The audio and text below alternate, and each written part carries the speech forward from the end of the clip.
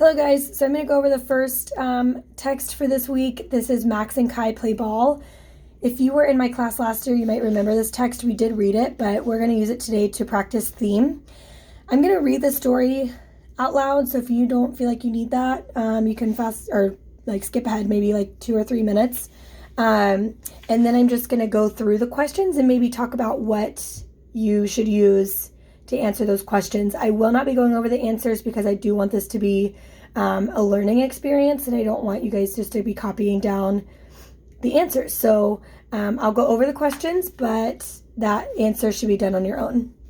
Okay, so I'm going to begin reading now. If you have already read it or you don't need me to read it out loud, just skip ahead. Probably 2 minutes, maybe 3. Max and Kai were the best of friends. They spent many hours together after school and on the weekends. One of their favorite activities was to play basketball together. Kai had a perfect hoop outside his house on the driveway, so they spent much of their time shooting hoops at Kai's house.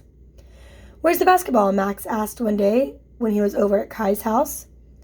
"There are 2 basketballs in the garage. Let's go," replied Kai. The boys organized a competition. Whoever could make the most baskets out of 10 shots won a round. They used paper to keep track of who won each round and decided that the ultimate loser would have to write a love note to Claire, the cutest girl in 5th grade.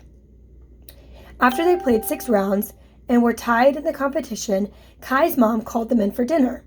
Frustrated that they couldn't continue playing, Kai hurled the ball down the street. It traveled in the gutter over a block away down his steep hill.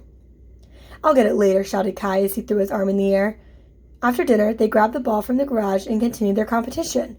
They played a few more rounds, knowing that the winner would be determined at the end of their playtime. When Max's mom arrived to pick him up, they were still tied and agreed they would finish later. They waved goodbye and left the ball in the front yard.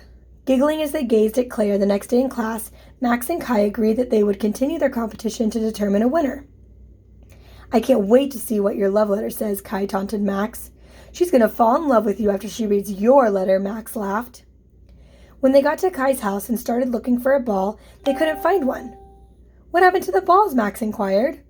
"We left one on the front lawn, but I don't see it now," replied Kai. They took a walk down the street to find the ball that had rolled down the street. There was no ball in sight. "How did we lose 2 balls?" Kai said, shaking his head. The boys went inside the house to ask Kai's mom if she could go and buy a new ball for them to use. "What happened to the basketballs in the garage?" she asked.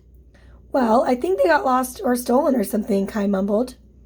"If you had any money, you could buy another basketball," his mom replied, "but I won't be buying a basketball for you." "How can we make some money?" they asked. Max and Kai spent the next 2 hours raking the lawn and pulling weeds.